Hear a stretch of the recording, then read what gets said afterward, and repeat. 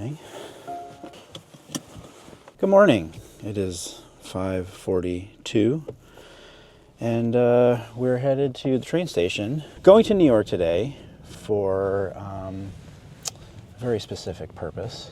I'm going to be designing some of the spring and summer pieces for the bespoke style shop. Just in case you think I haven't been listening, I have been listening to you, and I know that a lot of you have wanted to see a more long form video. This is a little bit different format than I think you're used to, but I heard you. So we're doing a long form video, taking you along to New York City with me today. Let's go. I'm terrible at pulling into parking spots, so I always back in, which Robin hates, but you know, you never know when you need to make a quick getaway. That's my dad joke.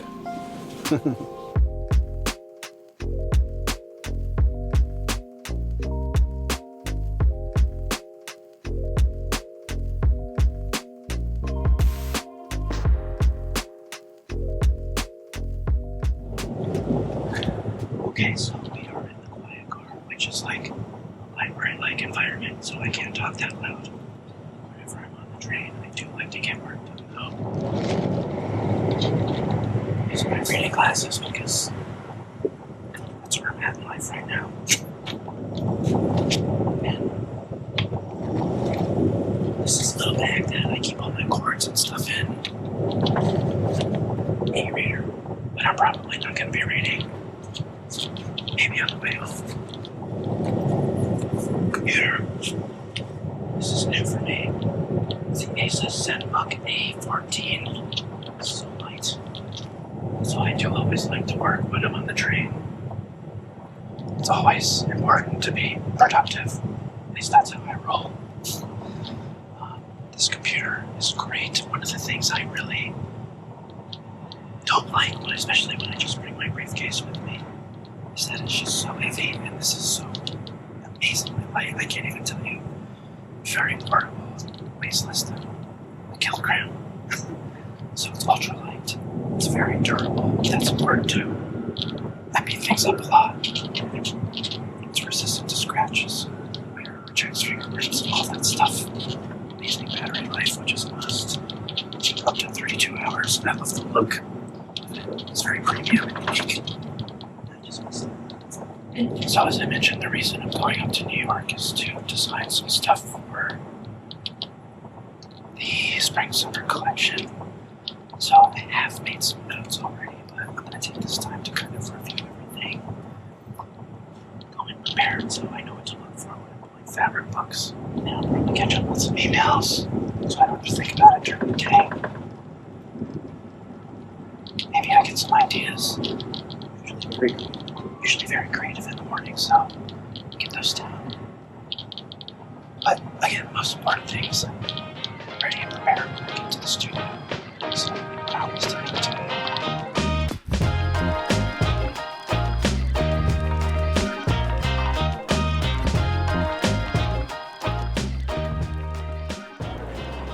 All right, here we are, arriving at the Michael Andrews Bespoke Studio, and don't look.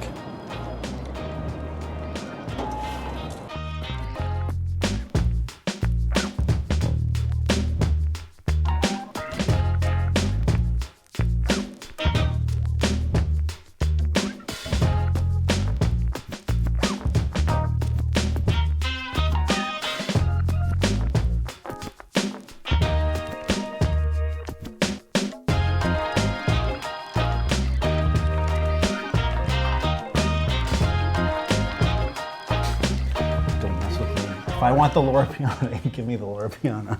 You want it, you got it.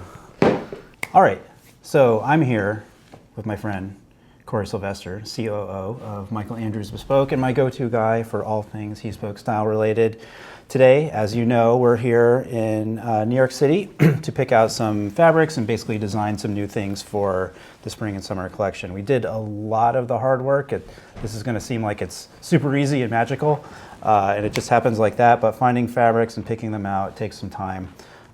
So we were doing a little bit of that beforehand, so we can just get right to the meat of what we're here to do. And the first thing that we've been talking about for a long time is sort of filling in some gaps with perennials that were missing in the shop. That's right. Yeah, so you had a few, well, actually, we had 1, 2, 3, 4, 5, 6, 7, 8 perennials that were among the best sellers. Yeah, for how many great things we already have on the He Spoke site, I kind of took a look back historically at what over the last 10 years or so have really resonated with the Michael Andrews client. And we wanted to make sure that we were offering those through He Spoke as well. Yeah, good. So we went to a couple of our books that are, I don't know where the other one went. Well, there's 2 that we like for that. This one and the Sienna Italian Exclusives 1. Yeah, so a lot of And these 2. will be fabrics from mills like Vitale Barbera's Canonico, Retta, Dino Filarte. Really good perennial, what I always say, like middle of the fairway, all season clothing. Straight down the fairway. Yeah. That is definitely our guy. So the first one, there were 8 suits that we were trying to fill in. We could do a classic navy blue pinstripe, a gray bird's eye, charcoal sharkskin, a blue bird's eye, a navy plaid. What navy? Well, how would you call this? Like a navy Glen check. Subtle Glen check. I've wanted to do one of those for a long time. Kind of like a macro Glen check because it's quite a large, it has a good scale, but a real kind of subtle prominence. Exactly. The bird's eye is going to be especially nice to have because that's something that people see on the swatch and always look at buy, but then you see it made up and it's really remarkable. Right. So the classic blue pinstripe, I wear a lot of chalk stripes, Sure. but I don't have a pinstripe. So yeah, we do. Yeah, so the chalk stripe comes from the milled finish of like a flannel fabric. It's the only way you get that kind of like fuzziness that we think to be like chalky. So here, it's going to be a lot more clear cut because it's just a nice, fine worsted wool. The classic navy blue pinstripe, the gray bird's eye, the charcoal sharkskin, the blue bird's eye, Yeah, that's going to be... which I really like because it's sort of a combination between the like darker navy blue and the lighter royal blue. Right in the middle, you know, it gives you some variation between navy and gray and also a texture. It's not just a solid suit. Right. That You see subtle it, texture. Yeah, I could see it looks, it's got that detail. When you come up close, you can see it, but from far away, it looks like a solid. Exactly right. Yeah. And then we had our navy plaid. We're also going to do a charcoal herringbone to sort of complement the navy herringbone that we've already got on the site. And then this one I'm kind of excited about. We're calling it the light gray James Bond suit. I didn't even know if we were going to talk about this one or if it was going to be a secret agent, so to speak. Yeah. So yeah, actually, we knew that there was a Bond suit, but we weren't exactly sure which Bond film it was in.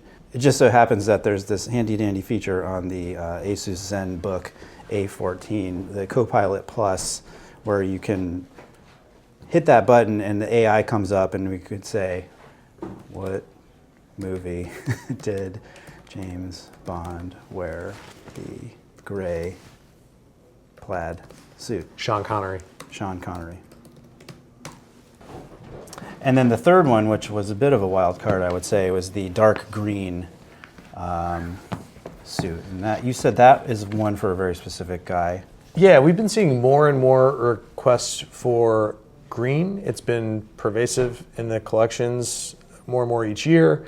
What I like about a dark green, like a forest green, is it almost appears like a gray, like a charcoal when you walk in the room. And then when you get on top of it, you see that it's more sophisticated color choice. It's an earth tone, so it goes well likely with a lot of the stuff that you would already wear like a navy or gray suit with. So it's kind of easy to wear and pair, a good alternative for somebody who doesn't want just another blue or gray. Yeah, I agree. All right, so those are the perennials that we're filling in our gaps. Then one of the things I really wanted to do, now we're getting into more specific things for spring and summer. I've been doing a lot of traveling. You had this jacket you wore at Pitti. It was like a chore coat. Yeah. And we definitely need to do those. So we had we're going to do 2 versions of that. Okay. The first one we're going to do in a moleskin, a navy moleskin. Oh, that'll be killer. And it's going to have 4 pockets. Yep. Right, 2 breast, 2 down at the sides. Yeah, for the chore coat model, the right breast pocket is actually on the interior. So you have kind of like a stash pocket for, things like this. So that's going to be cool. And then we also had a canvas, like an ivory canvas. Yeah, it's a Japanese canvas made from cotton and linen, actually, in an ecru. I don't know where that went. I guess I forgot to bring the thing up. Must be downstairs. Yeah. Suits, we're already doing a lot of suits, and we'll talk about like the details of how we'll style them, not necessarily here, but I always like to do something new. I'm trying to do a little bit less, as I mentioned at the beginning of the year. So this year I really wanted to do, I do all this with pity in mind, you know, and also things that make me happy. But like a cream, so we have the cream linen suit, but there was I'd really love to do like a cream kind of yellowish, more of a yellow in the cream double-breasted suit. I love it. And the fabric we chose for that one was from where? From this one. Actually, right from a book that's downstairs, I think. Oh, there it There is. you go. There it is. So for suits, cream linen. No, this isn't linen. So for suits, cream wool. Yep. And then I also wanted to do a brown linen DB because I love my brown linen suit, but let's just say I got it a long time ago and it doesn't fit quite the same as it used to. So for the brown linen, we're going to do this. Fits have changed, bodies have changed. Yeah, exactly. That's why you need a good tailor. So the sport coats, there are a couple that we have that where the fabric is out of stock, and I think that's something people don't realize is that fabrics go out of stock. We're not able to get them. So Despite our best efforts. despite the best efforts, right? So we're unable to find a replacement for this cream houndstooth wool, silk, and linen blend that we have, unfortunately. And then we did have a very beautiful Lura Piana kind of Glen plaid, beautiful fabric.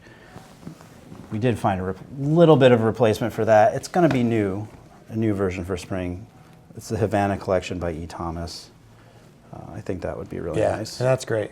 And the one note I would make on that is when you see something, don't sit on it because they do go out of stock, especially you know when there's something more unique or special. That's like something I those that think you people mentioned. don't realize or just think like, oh, it's always available. Unfortunately not. So yeah, if there's something that's really unique, that's when you have to kind of jump on That's it right. or it's going to be gone. I always like to do new formal wear too, especially if we've been hosting our pre-pity party. So this year, I usually am pretty classic. I'll do black. In the winter, I'll do burgundy. But for this year, I thought I'd maybe do something a little bit lighter. And Makes sense for the summer. yeah, where was that book that had that? No, it's not this one. Gladson Summer Yes, Breeze. yes, it was the Summer Breeze collection. And this beautiful linen. Yeah. Oh, it's a wool silk linen blend. It's even better for that purpose. Yeah, I'm going to do this as a dinner jacket with a peak lapel. However, I'm going to do flat pockets. Okay. So I can tuck them in. I love that. Have jetted pockets. But the question is, if you're going to do that, if you're going to do a dinner jacket that you can tuck in with flat pockets, do you do one button or two buttons? Ooh, good question. For me, I would rather have a one-button jacket. I think it just looks super rakish and sartorial as a sport coat than a two-button dinner jacket. Yeah. There was another version of this I saw that had a 3-roll too. I don't think that was the way to go. Not for a dinner jacket. No, definitely not. So we have Unless this- you're from Naples. Right. Beautiful Summer Breeze fabric. And then that's pretty much it. So we're keeping it kind of tight this year, really going hard into the perennials and things we need, you know, we know that people really love. Yeah. Some key seasonal pieces, but also like really building out where we thought there might have been some gaps in the kind of perennial investment kind of grade pieces. Yeah. And you can see, been talking to you guys for a while now, but literally like probably 2.5 hours of searching through fabric books, trying to find everything. So all this stuff is great. We're going to get it into production and it'll be up on the site soon. And that's 2.5 hours after doing this for like 12 years together. Yeah. And there are certain things I don't even ask about anymore because he knows me so well, like linings, whatever, make a decision for me. Buttons, make a decision for me. No, he knows what I like. It's what having a good tailor is all about. So That's my pleasure. All right. Well, thanks for sitting down here, and we'll wrap this up, and I'll get everything to you, and we'll get it ready to go and up on the site. Great. All right, man. Thanks. Thanks.